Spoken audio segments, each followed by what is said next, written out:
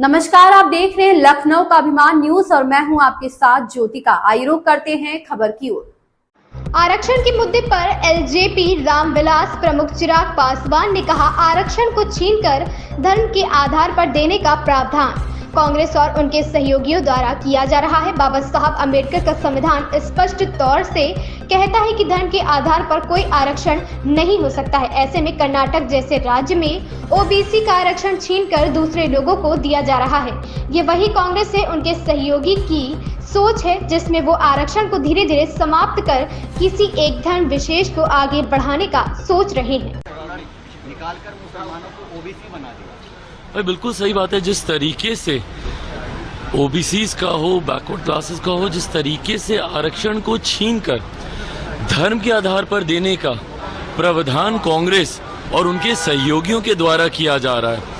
Doctor Baba Saheb Bhimrao Ambedkar ji का संविधान स्पष्ट तौर से कहता है, जिस संविधान को डराने का ये लोग बार बार प्रयास करते हैं, जिसको लेकर कि संविधान को समाप्त कर दिया जाएगा, उस संविधान में स्पष्ट तौर से ये बात कही गई है कि धर्म के आधार पर, किसी रिलीजन के आधार पर कोई रिजर्वेशन नहीं हो सकता।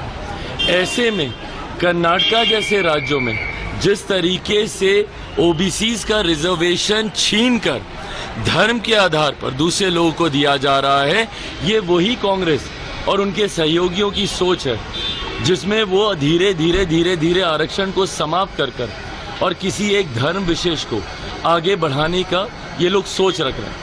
जो इनके पूर्व प्रधानमंत्री आदरणीय मनमोहन सिंह जी के वक्तव्य में भी स्पष्ट तौर से उस वक्त कहा गया था कि देश के संसाधनों पर पहला अधिकार एक धर्म विशेष के लोगों का है।